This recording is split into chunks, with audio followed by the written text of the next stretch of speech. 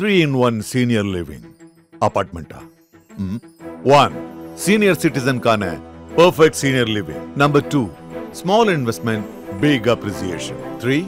உங்க பசங்களுக்கு ஃபியூச்சர்ல நல்ல ரெண்டல் இன்கம் தரப்போற ப்ராப்பர்ட்டி. ஸ்டெப்ஸ்டோன் ஆலம் இன் பொள்ளாச்சி நியர் கோவை. விஜய் யாரு, அவருக்கு என்ன பலம், என்ன சப்போர்ட்டு, என்ன க்ரௌடு, இதெல்லாம் பேச துவக்கிட்டாங்க. குறிப்பாக வட இந்திய அரசியல்வாதிகள் விஜயை கூர்ந்து கவனிக்க தொடங்கிட்டாங்க. இது ரைசிங் ஸ்டார் ஆஃப் தமிழ்நாடு அப்படின்னு ஒரு கட்சி தலைவர் சொன்னாராம். ஸ்டாலின் என்ன பண்ணுவார்றது அவருக்கு மட்டும்தான் தெரியும். அவர் என்ன மைண்டில் போகிறாரு, என்ன கேம் பிளானில் போகிறாரு, இவங்களை வளர்த்து விடணுமா, வளர்த்து விடாமல் இருக்கணுமா, இப்படியே விட்டா அமுங்கி போயிடுமா, இவங்களை பிள்ளை பெரிய ஆளாக்கணுமா, அந்த மாதிரி அவர் ஒரு கைதேர்ந்த அரசியல்வாதி. அவர் பிளான் பண்ணுறாரு. ஆனால் விஜய்க்கு அப்படி இல்லை. அது இக்கட்டான சூழ்நிலை. இனிமேல் தனியாக அவரால் அரசியல் பண்ணி ஆட்சியை பிடிக்க முடியுமான்னு கேட்டிங்கன்னா டவுட்ஃபுல். உங்களுக்கு விஜய்க்கு அரசியல் அறிவுரை கூறுவதற்கு அந்த கட்சியில் யார் இருக்காங்க? இது விஜய் மேலே எஃப்ஐஆர் போடல. அது என்ன காரணம்? 2-3 காரணங்கள் சொல்லப்படுது. ஒன்று, 2 குழுக்கள் விசாரிக்குது. ஒன்று, ஓய்வு பெற்ற நீதிபதி அருணா ஜெகதீசன் தலைமையில் ஒரு குழு விசாரிக்கும். அஸ்ராகர் தலைமையில் ஹைகோர்ட் சொன்ன குழு ஒன்று விசாரிக்கும், எஸ்ஐடி. இது 2 விசாரணை பண்ணும்பொழுது அரசாங்கம் கைது பண்ணி ஏதாவது பண்ணிட்டுன்னா காங்கிரஸோட விஜய் போவாரா? காங்கிரஸோட விஜய் போகிறதுக்கு ராகுல் காந்தி விருப்பம் தெரிவிச்சிருக்காரு. செல்வ பெருந்தகை தலைவராக இருக்கிற வரைக்கும் திமுக கூட்டணி விட்டு காங்கிரஸ் வெளியில் வரத்துக்கு தயாராக இல்லை. பாஜக விஜயை இழுக்கிறதுல ரொம்ப ஸ்ட்ராங்காக இருக்குது. என்ன காரணம்னா, விஜய்க்கு ஒரு 15 வாக்கு சதவீதம் இருக்குங்கிற தகவல் இன்டெலிஜென்ஸ் வழியாக டெல்லிக்கு போயிருக்கு. இந்த நாடுகளில் புது ரூமெல்லாம் வேறு வருது. அண்ணாமலை தனி கட்சி ஆரம்பிக்க போகிறாரு, அது பண்ண போகிறாருன்னு. ஸோ அண்ணாமலையை தமிழக பாஜக பயன்படுத்தி கொண்டு அவரை பிரச்சாரத்தில் ஈடுபடுத்தி அவருக்கு முழு சுதந்திரம் கொடுத்தாங்கன்னா சேதாரம் இல்லாமல் அந்த 15% 14% கொண்டாந்து ஸ்டாப் பண்ணிடுவார். ஏன்னா அவர் வளர்த்து விட்டது தான். அவர் இல்லைன்னா என்டிஏஓ பிஜேபி 2-3% மேலே போகிறதுக்கு வாய்ப்பு இல்லை. ஏன்னா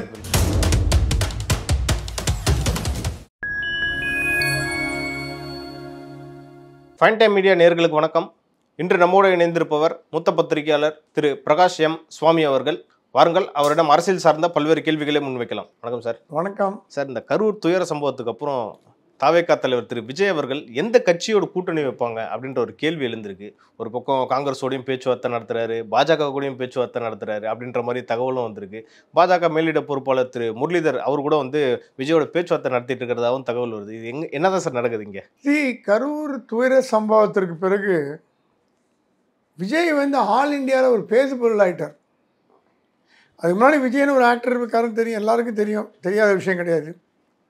ஒரு நடிகர், ஒரு கட்சி ஆரம்பித்தார் அப்படின்ற லெவலில் இருந்து இப்போ இந்தியா முழுவதும் விஜய் யார், அவருக்கு என்ன பலம், என்ன சப்போர்ட்டு, என்ன க்ரௌடு, இதெல்லாம் பேச துவக்கிட்டாங்க. குறிப்பாக வட இந்திய அரசியல்வாதிகள் விஜயை கூர்ந்து கவனிக்க தொடங்கிட்டாங்க. இது ரைசிங் ஸ்டார் ஆஃப் தமிழ்நாடு அப்படின்னு ஒரு கட்சி தலைவர் சொன்னாராம்.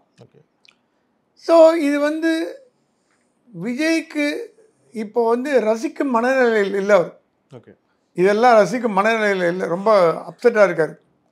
ஆனால் அவருக்கு வெகு விரைவில் ஒரு முடிவெடுக்க வேண்டிய நிலைமையில் இருப்பார். இதுக்கு முன்னாடி விஜய், கரூருக்கு முன்பு விஜய் என்ன சொன்னார்? பாஜகவும் திமுகவும் என்னோட எதிரிகள். ஆமாம். காங்கிரஸை பற்றி ஒன்றும் சொல்ல, அதிமுக பற்றி ஒன்றும் சொல்ல. ஆமாம்.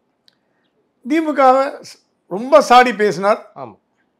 மத்திய அரசாங்கத்தை கொஞ்சம் அப்படி லைட்டாக டச் பண்ணிட்டு விட்டார். அதே நேரத்தில் மத்திய அரசாங்கத்துக்கையும் பாஜகவையும் முடிஞ்ச அளவுக்கு எதிர்த்தார். ஆனால் அவருடைய அட்டாக் எல்லாம் முழுக்க டிஎம்கே மேலே தான். இந்த துயர சம்பவம் நடந்து போச்சு. இப்போ ஒரு பிரேக் விட்டுருக்காரு. இன்னும் கொஞ்சம் நாளைக்கு எந்த டூருக்கு ஒன்றும் பண்ண போகிறது இல்லை. வழக்குகள் பாயலாமா, பாயாதா அப்படிங்கிற கேள்வி இருக்குது. அவருடைய 2ஆம் கட்ட தலைவர்கள் மீது கைது நடவடிக்கை எடுக்கப்படுமா, எதுவுமே ஒரு அறுதியிட்டு சொல்ல முடியாத ஒரு நிலைமை. ஸ்டாலின் என்ன பண்ணுவார்றது அவருக்கு மட்டும்தான் தெரியும். அவர் என்ன மைண்டில் போகிறாரு, என்ன கேம் பிளானில் போகிறாரு, இவங்களை வளர்த்து விடணுமா, வளர்த்து விடாமல் இருக்கணுமா, இப்படியே விட்டா அமுங்கி போயிடுமா, இவங்களை பிள்ளை பெரிய ஆளாக்கணுமா, அந்த மாதிரி அவர் ஒரு கைதேர்ந்த அரசியல்வாதி. அவர் பிளான் பண்ணுறார். ஆனால் விஜய்க்கு அப்படி இல்லை, அது இக்கட்டான சூழ்நிலை. இனிமே தனியாக அவரால் அரசியல் பண்ணி ஆட்சியை பிடிக்க முடியுமான்னு கேட்டிங்கன்னா டவுட்ஃபுல். ஏன்னா மக்களோட கோபம் அவர் மேலே திரும்பிடுச்சு. என்னதான் நீங்கள் வந்து யாரை சந்தேகப்பட்டாலும் என்ன பண்ணாலும் கூட நடந்த தவறுக்கு பொறுப்பே இருக்கணுமா வேண்டாமான்ற கேள்வி பாமர மக்கள். நான் இப்போ ஒரு வாரம் முன்னாடி எங்கள் கிராமத்துக்கு போயிருந்தேன், ரிமோட் வில்லேஜ். அங்கே அந்த எங்களோட ஊர் தலைவர்கிட்டலாம் பேசிட்டு இருந்தேன். Okay sir. அப்புறம் இருந்தாங்க, அவர் பாட்டுக்கு வந்து வந்தார், பேசிட்டார், போயிட்டார். இவ்வளோ பேர் இறந்து போயிட்டாங்க, போய் துக்கம் கூட விசாரிக்கல. சரி, ஒரு அடிமட்டத்து கிராமத்து மக்களிடம் அவர்கள் கேட்கும் கேள்வி இது. அந்த அளவுக்கு அரசியலில் ஊறி போயிட்டாங்க தமிழ்நாட்டு மக்கள். ரெண்டாவது, எது தப்பு எது ரைட்டுன்னு சரி தூக்கி பார்க்குற அளவில் அவங்கள ஆளாக்கின்றதுக்கான உங்களை மாதிரி யூடியூபர் தான். டிவிலாம் அங்கே போய் ரீச் ஆகுது, கேபிள் டிவிலாம் போகிறதுக்கு வாய்ப்பு இல்லை. யூடியூப் வழியாக பார்க்குறதுனால அவங்களுக்கு அரசியல் அறிவு பெருகியிருக்கு. ஸோ ஜனங்க வந்து எடுத்த உடனே அடுத்த தேர்தலில் விஜயை வந்து முதலமைச்சராக உட்கார வைப்பாங்களான்னா அது நடக்காத காரியம், அது ப்ராக்டிக்கலாகவும் முடியாத காரியம். ஏன்னா நீங்கள் ரெண்டு பெரிய ஜெயண்ட்ஸ் எதிர போட்டி போடுறீங்க, திமுக ப்ளஸ் என்டிஏ, பலமான கட்சிகள்.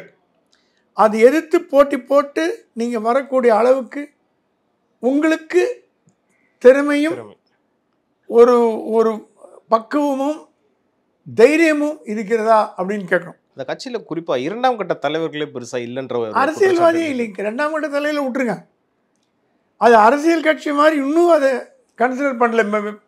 ஒரு ஒரு ரசிகர்கள் கூட்டமாக தான் நினைக்கிறாங்களே தவிர, இப்போ திமுக அதிமுக எல்லாம் அரசியல் திறன் அறிந்தவர்கள் கூட இருப்பாங்க, ஆலோசகர்கள். இப்போ கலைஞர் டெய்லி சாயங்காலம் 5 மணிக்கு ஒரு மீட்டிங் போடுவார் வீட்டில், காஃபி சாப்பிட்டு ஆற்காடு அன்பழகன் எல்லாம் அன்றைக்கி என்ன பேசணுமோ டிஸ்கஷன் பண்ணுவார், டெய்லி பண்ணுவார். அரசியலில் அவங்க வந்து அவங்களோட கருத்தை உள்வாங்கிப்பார். நீ என்ன சொல்கிற வீரசாமி, என்ன சொல்கிற அப்படின்னு கேட்பார். ஆற்காடு வீரன் பதில் சொல்லுவார். அது இல்லை, அந்த மாதிரி அரசியல் தெரிந்தவர்களிடம் அரசியல் பண்ணவர் கலைஞர். ஜெயலலிதா அப்படி இல்லை, அந்த அவங்க போக்கு தனி, அவங்க யாரையும் கன்சல்ட் பண்ண மாட்டாங்க. ஸ்டாலினும் எல்லா துரைமுருகன்கிட்ட பாலுக்கிட்ட எல்லார்ட்டையும் பேசி கலந்தால் ஆலோசனை பண்ணுறாரு. உங்களுக்கு விஜய்க்கு அரசியல் அறிவுரை கூறுவதற்கு அந்த கட்சியில் யார் இருக்காங்க? விஜயகாந்த் கட்சி ஆரம்பித்த போது கூட எல்லாம் சொன்னாங்க சினிமா நடிகர்கள் கட்சின்னு. விஜயகாந்த் சொன்னாராம், நான் அரசியல் கற்றுக்கிறேன், பன்ருட்டி ராமச்சந்திரன் உட்கார வச்சு அவர்கிட்ட கற்றுக்கிட்டு அரசியல் கற்றுட்டு நான் வரேன் அப்படின்னு அரசியலை கற்றுட்டு வந்தார் விஜயகாந்த். அன்ஃபார்ச்சுனேட்லி அவர் இறந்து போயிட்டார், அவரோட கட்சியும் காணாம போயிடுச்சு. ஸோ விஜய்க்கு வந்து ரசிகர் மன்ற கூட்டம் இருக்குது, ரசிகர் மன்ற தலைவர்கள் கட்சியில் இருக்காங்களே தவிர அரசியல் திறனாய்வாளர்கள் அந்த கட்சியில் சைபர் யாருமே இல்லை. ஒரு அரசியல் அனுபவம் வாய்ந்தவர்கள் யாராவது இருந்தாங்கன்னா விஜய் இப்படி பண்ணுங்க அப்படி பண்ணுங்க தப்பு ரைட்டு, அது விஜயோட பேசுகிறதுக்கே புஷியானதில் பயப்படுறாங்களே. ஒரு 10 மைல் தள்ளி ஜெயலலிதாவை 300 வடிவமாக விஜயில் நான் பார்க்குறேன். யாரும் அணுக முடியாது அவரை, புஷியானந்த் மட்டும்தான் அணுக முடியும், ஆதவர்ஜனா போக முடியும், மீதி யாருக்கிட்ட போக முடியாது. யாரும் அவங்க 2 பேருமே வாயை திறந்து சொல்கிறது கிடையாது, நீ பண்ணாதீங்க பண்ணுங்க, அந்த எஸ்ஆர் அந்த ஆட்டிடியூட் தான் இருக்காங்க. அவர் எப்படி கட்சி வளரும் சார்? இந்த கரூர் துயர சம்பவத்துக்கு பிறகு திரு விஜய் அவர்களோட அரசியல் புரிதல் வந்து இன்னும் அதிகரிச்சிருக்கும்னு நீங்கள் நினைக்கிறீங்களா? இல்லை, அது தெரிஞ்ச அது உணர்றாரான்னு தெரியலையே. அந்த வீடியோ பேச்சிலேயே நான் இந்த தவறுக்கு தார்மீக பொறுப்பே இருக்கிறேன்னு ஒரு வார்த்தை சொல்லியிருந்தாருன்னா அவர் எங்கேயோ போயிருப்பார். அவர் என்ன அந்த மாதத்துக்கு உள்ளே போட்டுருவாங்க நினச்சா தப்பு. அந்த ஸ்டேட்மெண்ட்டுக்காக உள்ளே போட மாட்டாங்க. அந்த ஸ்டேட்மெண்ட்னால் நான் தார்மீக பொறுப்பேற்கிறேன்னு சொன்னதுனால உங்கள் இமேஜ் உயரும். அது யாரோ அவர்கிட்ட சொன்னாங்களா? சொல்லலை. சரி, அன்றைக்கி தான் போக முடியலைங்க, ஏதோ ஒரு காரணம் ரீசன், போலீஸ்காரர் தடுத்துட்டான், அங்கே போனால் கலட்டா நடக்கும். 2 நாள் கழிச்சு போனீங்களா? அத்தனை பேரும் போயாச்சு. இப்போ நீங்கள் பர்மிஷன் கேட்டிருக்கீங்க, எப்படி கவர்மெண்ட்டில் கொடுப்பான்? கொடுக்க மாட்டான். நீங்கள் உடனே வண்டியை யூட்டர்ன் பண்ணி அங்கே போய் பார்த்துட்டு வந்தீங்கன்னா அவர் என்ன சொல்கிறாரு, நான் போவதன் வழியாக கலவரம் ஏற்படலாம்னு. 41 பேர் செத்து போனால் அது கலவரம் இல்லாமல் என்னது? 41 பேர் இறந்து போனதுன்னு வேடிக்கையா? அதை விடவா நீங்கள் வந்து ஹாஸ்பிட்டலில் கலவரம் வர போகிறது? வராது.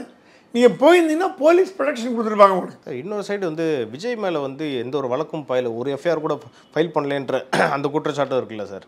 அவர் மேலே வந்து பிஎன்எஸ் 105 கூட பாய வாய்ப்பு இருக்குன்ற மாதிரி சொல்கிறாங்களே சார், அது வாய்ப்பு இருக்கா சார்? இல்லை, விஜய் மேலே எஃப்ஐஆர் போடல. அது என்ன காரணம்? 2-3 காரணங்கள் சொல்லப்படுது. ஒன்று, 2 குழுக்கள் விசாரிக்குது. ஒன்று, ஓய்வு பெற்ற நீதிபதி அருணா ஜெகதீசன் தலைமையில் ஒரு குழு விசாரிக்கும். ஆமாம். அஸ்ராகர் தலைமையில் ஹைகோர்ட் சொன்ன குழு ஒன்று விசாரிக்கும், எஸ்ஐடி. இது 2 விசாரணை பண்ணும்பொழுது அரசாங்கம் கைது பண்ணி ஏதாவது பண்ணிட்டுன்னா அந்த 2 குழுக்களுக்கு என்ன மரியாதை அப்படின்னு ஸ்டாலின் கேட்டார். Okay okay. இப்போ ஒரு முடிவு, இப்போ இந்த 2 குழுமே கூடிய விரைவில் 1 மாதம் 1.5 மாதம் 2 மாதம் தான் அறிக்கை கொடுக்க போகுது. ஓகே, இவர் தப்பு பண்ணார், இவர் தப்பு. அதுவும் அஸ்ராகாருக்கெல்லாம் வந்து நேர்மையின் மறு உருவம் அவர். Honest man, most honest officer அப்படின்னு சொல்லலாம். அவர் துல்லியாமல் இடம் போட்டு கொடுப்பார். எந்த கட்சி எந்த ஆட்சி எதுக்கும் பயப்படாதவர். அதனால கோர்ட் அவர் நியமிச்சிருக்கு. அதெல்லாம் அந்த ரிப்போர்ட்டை கோர்ட்டில் கொடுத்துட்டு போயிட்டே இருப்பார். நீ ட்ரான்ஸ்ஃபர் பண்ணுறியா பண்ணிக்க, தண்ணியில் அது காட்டுக்கு போட்டு நான் போகிறேன் பாரு, எதுக்கும் போயிட மாட்டார். ஸோ அந்த 2 குழுக்கள் விசாரிக்கும் பொழுது முந்திரி கொட்டை மாதிரி எதுவும் பண்ணுறது ஸ்டாலின் தயாராக இல்லை. ஓகே, எங்கே போகிறோம், இங்கே தான் தமிழ்நாட்டில் இருக்க போகிறாங்க, என்ன அறிக்கை வருதுன்னு பார்க்கலாமே அப்படின்னு வெயிட் அண்ட் வாட்ச். நீங்கள் விஜய் விடுங்க, புஷி ஆனந்த் ஆதவ அர்ஜுனாவே கைது பண்ணலையே. ஆமாம். சரி, அந்த ஊர் அந்த மாவட்ட தலைவரில் கைது பண்ணாங்கன்னா டைரக்ட் பொறுப்பு அவங்க. இது 2 விதமாக பார்க்கலாம். டைரெக்டாக பொறுப்பு ஏற்பவர்கள் அந்த மாவட்டத்தோட கட்சி நிர்வாகிகள், இன்டைரக்டாக பொறுப்பு ஏற்பவர்கள் புஷி ஆனந்த், ஆதவ அர்ஜுனா, நிர்மல்குமார், விஜய், இந்த கேட்டகரி வரும். செகண்டரி, ஃபஸ்ட்டு அவங்க தான் பிரைமரி. ஸோ செகண்டரியை வந்து முகாந்திரம் இருந்தால் உடனே இப்போ கூடங்க எஃப்ஐஆர் போட்டதுனால ஒருத்தரை கைது பண்ணணும்னு கணக்கு கிடையாது. ஓகே, எஃப்ஐஆர் போட்டு நீங்கள் விசாரணை பண்ணி ட்ரையல் போட்டு நிறையா இருக்கு. இல்லை, விசாரணை பண்ணி அந்த விசாரணையில் தவறு பைதான்னு தெரிஞ்சால் தான் நீங்கள் சார்ஜ் ஷீட்டே போட முடியும். கோர்ட் அந்த மாதிரி ஸ்ட்ரிக்ட் ஆகிடுச்சு. எஃப்ஐஆர் போட்டு அடுத்த நிமிஷமே கைது பண்ணவங்கிறது கணக்கு கிடையாது. அது கொலை அந்த மாதிரி ஒரு மிகப்பெரிய ஒரு சம்பவங்களுக்கு தான் உடனே கைது பண்ணணும். ஸோ நீங்கள் கேட்ட கேள்வியில் பதில் சொல்ல வேண்டியது பாக்கி இருக்குது. காங்கிரஸோட விஜய் போவாரா? காங்கிரஸோட விஜய் போகிறதுக்கு ராகுல் காந்தி விருப்பம் தெரிவிச்சிருக்கார். ஏன்னா அவரு கிறிஸ்டின், இவரு கிறிஸ்டின், அவரே கிட்டத்தட்ட சேம் ஐடியாலஜி, ஆன்டி மோடி, இதெல்லாம் ஒரு ஒரு இது இருக்குது.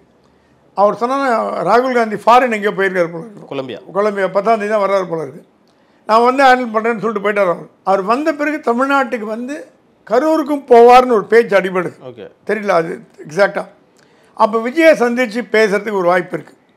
சந்திக்கும் போது நாங்கள் எங்கள் கூட வந்துடுங்க, சில வாக்குறுதிகளை கொடுக்கலாம்.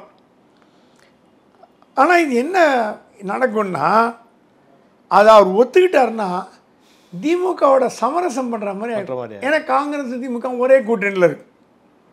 அப்போ அந்த கூட்டணி திமுக கூட்டணியில் போய் விஜய் சேருமா நினச்சி கூட வாய்ப்பு இல்லை.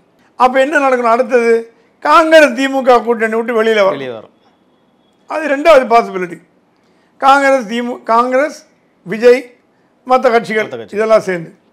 அதில் காங்கிரஸுக்கு என்ன லாபம்னா, விஜய் வந்து கேரளாவில் பாப்புலர், ஆந்திராவில் பாப்புலர், தெலுங்கானாவில் பாப்புலர், சவுத் இந்தியா முழுக்க பாப்புலர். ப்ளஸ் நம்ம சீட்ஸும் கூட அதிகமாக கிடைக்கும் சார், வாய்ப்பு சீட்ஸ் அதிகமாக கிடைக்கும். அது விஜய் அன்டெஸ்டட் தான், இல்லைங்கள. ஆனால் காங்கிரஸ் விஜய் ஐடியாலஜி ஒத்து போகுது கிட்டத்தட்ட, ஒரே ஐடியாலஜி. அது ஒன்று. 2வது, தமிழ்நாட்டில் காங்கிரஸ் ஆட்சியை பிடிக்க போகிறது இல்லை. அது இன்னும் ஒரு 100 வருஷம் ஆனாலும் பிடிக்க போகிறது இல்லை. ஸோ 20 சீட்டு திமுக சார்பில் ஜெயிச்சா என்ன, 30 சீட்டு தாவேகா சார்பில் ஜெயிச்சா என்ன அப்படின்னு காங்கிரஸ்லேயே ஒரு டிபேட் ஓடுது. இன்னொரு சைடு விஜயும் என்ன சொல்கிறாருன்னா, ஆட்சியில் பங்கு கொடுக்குறேன்னு சொல்கிறாரு. காங்கிரஸும் அதை தான் எதிர்பார்க்குறாங்க. ஆமாம், காங்கிரஸ் எதிர்பார்க்கு. ஆனால் செல்வப்பெருந்தகை தலைவராக இருக்கிற வரைக்கும் திமுக கூட்டணி விட்டு காங்கிரஸ் வெளியில் வரத்துக்கு தயாராக இல்லை. நீங்கள் பார்த்தீங்கன்னா செல்வப்பெருந்தகையுடைய எதிர்ப்பாளர்கள் KS அழகிரி, திருநாவுக்கரசு, மாணிக்கம் தாக்கூர், கார்த்தி சிதம்பரம், இவங்க எல்லாம் விஜய் கூட்டணி வேணுன்றாங்க. ஜோதிமணி எல்லாம். ஆனால் செல்வப்பெருந்தகை வந்து முடியவே முடியாது, திமுக கூட்டணி தான் வேணுங்கிறார். சப்போஸ் நாளைக்கு ராகுல் ஒரு முடிவு எடுத்துட்டார், காங்கிரஸும் விஜயும் ஒன்றா போகுது, செல்வ பெருந்தங்க என்ன ஆகும்? ராஜினாமா பண்ணுவாரா, ரீப்ளேஸ் பண்ணி வேறு தலைவரை போடுவாங்களா, இல்லை மூப்பினார் மாதிரி தனி கட்சி துவங்குவாரா, என்ன பண்ணுவான்னு தெரியும். ஏன்னா காங்கிரஸில் 2 ஃபேக்ஷன் இருக்குது, pro DMK faction, anti DMK faction. DMK ஆதரவாளர்கள் எதிர்ப்பாளர் 2 பேர் ஒரு இருக்காங்க. யார் சார் மெஜாரிட்டியாக இருக்கா? மெஜாரிட்டி அப்போ எக்ஸாக்டாக சொல்ல முடியல, பட் திமுகவோட வரவு போதும்னு நினைக்கிறவங்க தான் அதிகம். ஓகே. ஏன்னா ஆட்சியில் பங்கு கொடுக்கல, அது கொடுக்கல. அந்த கட்சியோட துணைத் தலைவர் கிருஷ்ணமூர்த்தியே சொல்லிட்டார், ஆட்சி பங்கு இல்லைன்னா அடுத்த தேர்தல் நாங்கள் போட்டி போட மாட்டோம் அப்படின்னு. ஸோ இது ஒரு குழப்பம் ஓடிட்டுருக்கு.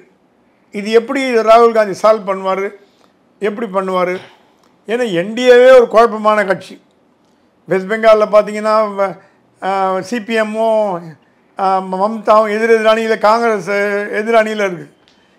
கேரளாவில் பார்த்தீங்கன்னா எதிர்கட்சி, ஒரு இதில் இப்போ என்டிஏவில் பார்த்தீங்கன்னா கூட்டணி, ஒரே வேடிக்கை. ஆம் ஆத்மி டெல்லியில் பார்த்தீங்கன்னா காங்கிரஸ் அதுவும் ஒன்றா எழுத்து போட்டி போடும், இது தோக்கடிக்கும் ஆம் ஆத்மியை. கோவாலையும் அதான் சொல்லியிருக்காங்க. கோவாவில் தான் இது வந்து வேடிக்கை. பஞ்சாபில் வந்து ஆம் ஆத்மி, இவங்க எதிர்கட்சி காங்கிரஸ். ஸோ இந்தி கூட்டணிங்கிறது ஒரு குழப்பமான கூட்டணி. அது ஒன்றும் யூஸ் இல்லை. அது யார் ஜெயித்தாலும் இந்தி கூட்டணி ஜெயிச்சான்னு சொல்லிடுவாங்க. ஆனால் பாஜக விஜய் இழுக்கிறதுல ரொம்ப ஸ்ட்ராங்காக இருக்குது. என்ன காரணம்னா, விஜய்க்கு ஒரு 15% இருக்குங்கிற தகவல் இன்டெலிஜென்ஸ் வழியாக டெல்லிக்கு போயிருக்கு. அமித்ஷா சொன்னான்னா எடப்பாடியோட ஒரு 20-25%, நம்மளோட 15%, விஜயோட 15-20%, 60% இருந்தால் நம்ம தான் ஆட்சி பிடிக்கலாம். இங்கே பிஜேபிக்கு 15 இருக்கிறதான்றதே ஒரு கேள்விக்குறியா இருக்குல்ல சார்? அண்ணாமலை இருந்தாருன்னா 15 இருக்கும், அண்ணாமலை இல்லைன்னா 2 இருக்கும். அண்ணாமலை தேர்தலில் வந்து பயன்படுத்தினாங்கன்னா 15% என்டிஏக்கு வாய்ப்பு உண்டு. இந்த நாடுகளில் புது ரூமெல்லாம் வேறு வருது, அண்ணாமலை தனி கட்சி ஆரம்பிக்க போகிறாரு, அது பண்ண போகிறாருன்னு. ஸோ அண்ணாமலையை தமிழக பாஜக பயன்படுத்தி கொண்டு அவரை பிரச்சாரத்தில் ஈடுபடுத்தி அவருக்கு முழு சுதந்திரம் கொடுத்தாங்கன்னா சேதாரம் இல்லாமல் அந்த 15% கொண்டாந்து ஸ்டாப் பண்ணிடுவார். ஏன்னா அவர் வளர்த்து விட்டது தான். அவர் இல்லைன்னா என்டிஏவோ பிஜேபி 2-3% மேலே போகிறதுக்கு வாய்ப்பு இல்லை. ஏன்னா பெரிய தலைவர்கள் சொல்லிக்கிற மாதிரி யாரும் கிடையாது. கமலாலையுமே காலியாக கிடக்குது, ஈஆட்சியும் கிடக்குது, ரோட்டில் யாரும் காரை கூட வரதில்லை. ஸோ அந்த மாதிரி ஒரு நிலைமையில் பாஜக, ஆனால் தமிழக பாஜக இது எந்த சேவும் கிடையாது, இல்லை எந்த ஒரு உரிமையும் கிடையாது. டெல்லி பாஜக என்ன முடிவு எடுக்குதோ அதை அப்படி இம்ப்ளிமெண்ட் பண்ணுறது தான் தமிழக பாஜகவோட வேலை. விஜயோட கூட்டணி போனால் போகாதீங்கன்னா போகாதீங்க, அப்படி தான். காங்கிரஸ் அப்படி இல்லை. காங்கிரஸ் 2ஆக உடையதுக்கு வாய்ப்பு உண்டு தமிழ்நாடு காங்கிரஸ். ஏன்னா விஜயோட போகிறதுக்கு சில பேர் வேணும்பாங்க, சில பேர் டிஎம்கேவோட போகணும்பாங்க. பிஜேபியில் அது கிடையாது. ஆனால் பிஜேபி கேட்கலாங்க, ஏன்னா கொள்கை எதிரின்னு சொல்லிட்டு எப்படிங்க விஜய் போய் அங்கே போய் உட்காரலாம் அப்படின்னு. ரைட், டிஎம்கே கூட தான் பிஜேபியோட கொள்கை எதிரியாக இருந்து 99 ஆட்சி அமைக்கலையா? 2001 முரசொலி மாறன் மந்திரியா இல்லையா? முரசொலி மாறன் வந்து வாஜ்பாயோட மனசாட்சியே கருதப்பட்டவர். முரசொலி மாறனை கேட்காம வாஜ்பாய் எதுவும் பண்ண மாட்டார். இத்தனை 2 பேரும் எதிர் கட்சிகள், டோட்டல் ஐடியாலஜி டிஃப்ரெண்ட்.